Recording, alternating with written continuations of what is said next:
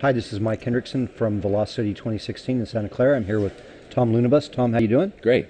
Great to be here, Mike. So you're with SOASTA. Yeah. And a year or so ago, you guys launched a digital operations center. Yeah. And how has that journey been for you? Awesome. I think a lot of it is to do with what's going on in digital itself. There's about $1.5 trillion that's done online every year, and it's growing to what some people feel 10 trillion. And what they're trying to do is get a better understanding of customer service. And customer service today is latency. It's data. It's data science. And trying to get a lot of one-dimensional views that we have created in our infrastructure to get onto a single pane of glass, like the Digital Operations Center, is something everybody aspires to. So in the past year, we've won several awards. One of the most significant ones was the CODI Award for the best e-commerce platform in 2016, which is pretty cool for the dock.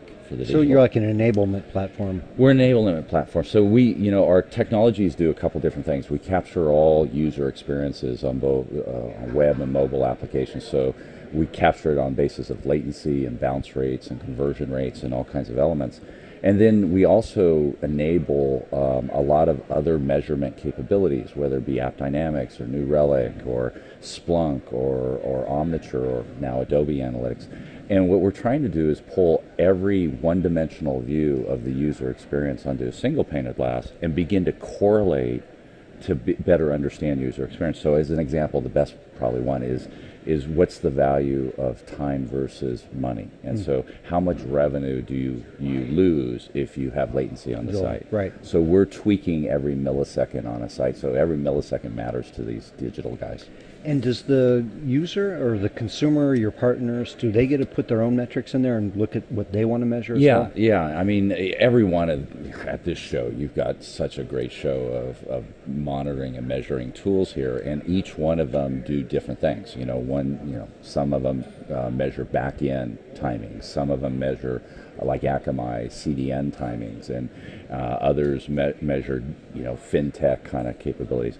What we do is we're known as analytic guys. I built a company with the same team actually in 1995 that we took public, a company called Sagent, around analytics, around business intelligence and real-time business. And what we're known for is aggregating and correlating all those pieces of data into multidimensional views. So we begin to see the event cascade that causes latency and solve to a resolution cascade those kinds of effects so that they don't occur. So we're scoping out anomalies of systems. It's almost like, this is a terrible analogy given the aspect of it, but it's almost like mapping the digital business, like the genome project. A holistic view of it? Yeah, kind of the holistic view. You're trying to get every aspect of the user experience.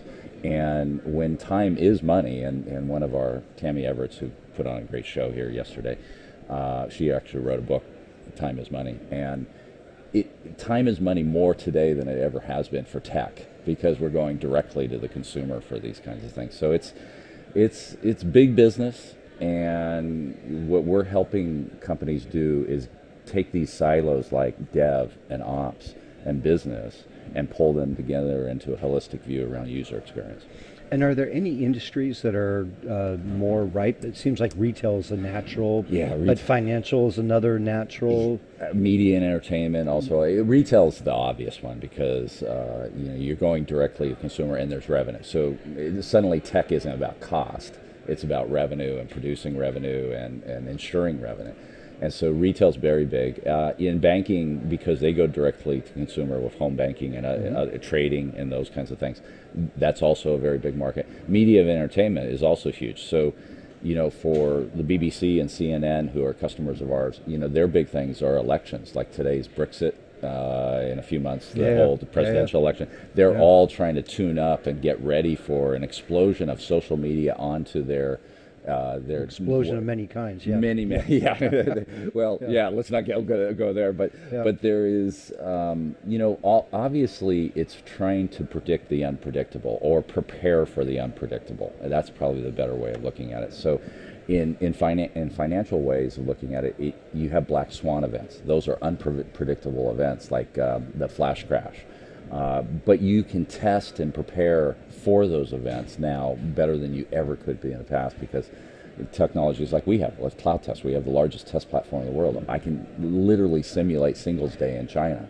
Billions of users coming in concurrently to buy things, and so it's amazing what we can do today. So is this mostly dependent on real time, like the need for real time information and decision making? It's pretty essential. The problems with handling big data for ops teams have always been that the technologies give you the results but hours later or sometimes days later, and then the ability to analyze that data usually takes a long time as well.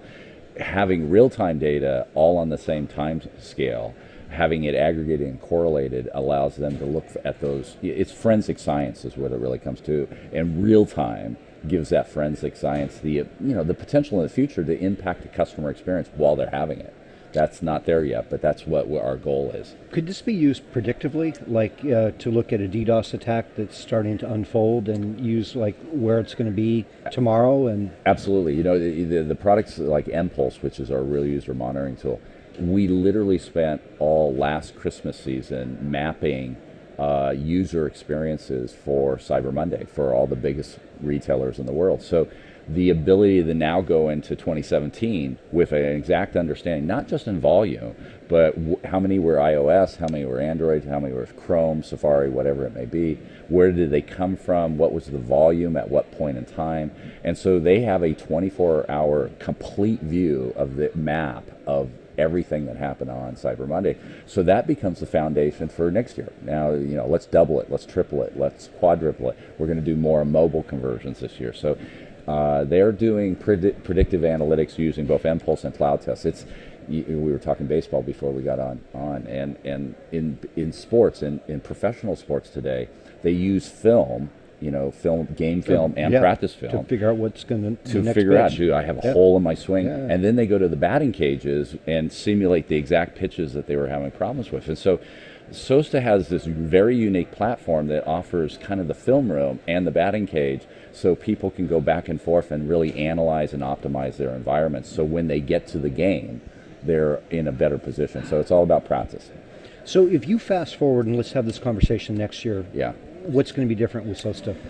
Well, I think it starts with what's going to be different in the industry. I think your show, this is a great show and has been a great show for a long time for all sysadmins, and it's turned more DevOps in the last couple of years. But I think DevOps is only the beginning of process compression. I think you're going to see a lot more BizOps now, and I think that's going to be the term that you're going to hear in the next 12 months, where you're starting to look at how businesses are impacted by ops and how ops are impacted by business.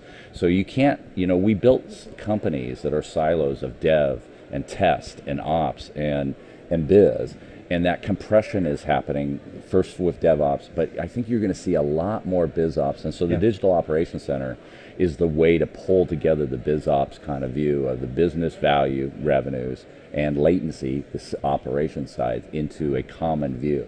And those correlations and the forensic science behind it is going to lead the whole next generation of digital, and we think we're going to be in the forefront of all that. Excellent, Tom. We look forward to that conversation next year. Great seeing you, Mike. Thank you, Mike. Thank you for having me.